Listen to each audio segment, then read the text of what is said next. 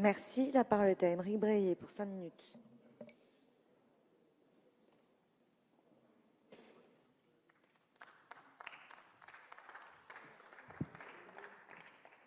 Madame la Présidente, Monsieur le Ministre, Madame la Ministre, Monsieur le Président de la Commission, Monsieur le rapporteur, mes chers collègues, notre République plus que jamais a besoin de l'école.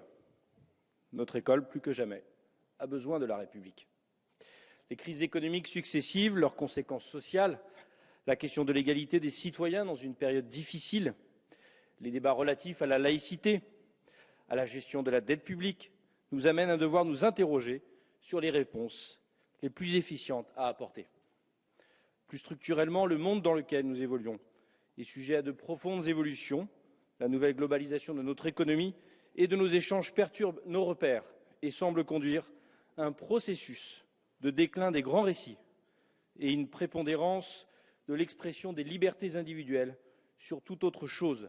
Bref, notre environnement interroge notre modèle républicain sur sa capacité à s'adapter à ce début du XXIe siècle. Qui mieux que l'école peut aujourd'hui renforcer ce modèle interpellé par l'histoire contemporaine? Qui mieux que cette institution pourra demain redonner notre pays foi en l'avenir?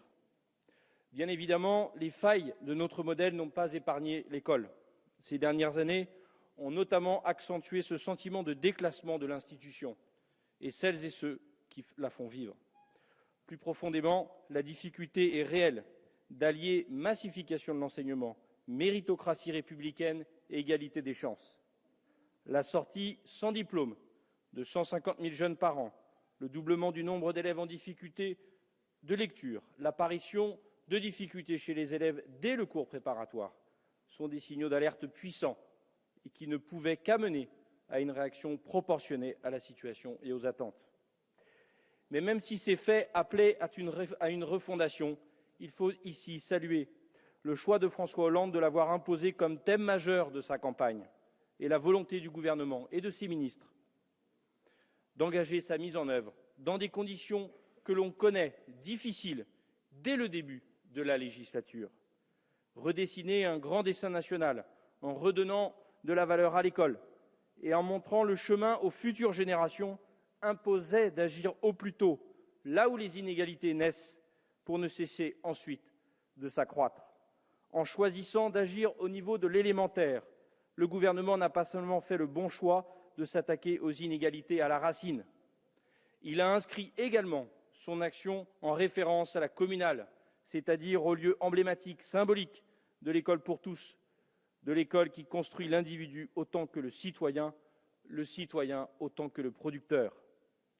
Il assume également, nous le retrouvons dans le texte, la démarche jaurétienne qui lie la question éducative à la question sociale. À l'heure où rien ne semble prendre sens, ces choix, au contraire, sont porteurs d'espoir. Bien sûr, personne ici ne nie les difficultés à réformer. En matière d'éducation, des conservatismes multiples œuvreront, directement ou indirectement, pour ne rien faire évoluer. L'intérêt de l'enfant sera même parfois relégué au second plan, peut-être même pour des questions de confort. La refondation ne pourra se faire et ne se fera qu'avec l'ensemble des personnels enseignants. Leurs attentes sont fortes, eux qui sont passés du statut des hussards noirs de la République à celui, je cite, de fonctionnaires à la sécurité de l'emploi, assurés aux vacances fréquentes et longues. Les difficultés territoriales sont là également, et c'est l'objet même de la présentation de ce texte. Pour surmonter toutes ces difficultés, il faudra s'appuyer sur les conclusions des débats que les parlementaires engagent aujourd'hui. Mais il faudra également et surtout mobiliser l'ensemble des acteurs qui œuvreront concrètement à la mise en place de la refondation. L'ensemble de l'éducation nationale, bien sûr, en commençant par les professeurs et les chefs d'établissement qui en sont la base incontournable, les parents d'élèves, les élus, les associations et bien d'autres encore. Ce ne sera pas toujours facile. Il y aura peut-être même des visions et objectifs qui pourront s'avérer divergents. Mais le cap fixé est suffisamment mobilisateur pour permettre à tous de faire le pas, l'effort pour arriver à faire vivre cette réforme. Pierre Mendès France disait justement « L'heure est venue de consacrer notre capacité d'invention, d'imagination, de talent, en même temps qu'un maximum de ressources matérielles pour préparer ce qui est le plus précieux de tout, l'enfant, qui est l'homme et le citoyen de demain. Cette loi, présentée par vous, Monsieur le ministre, nous y invite. Je vous remercie. Merci.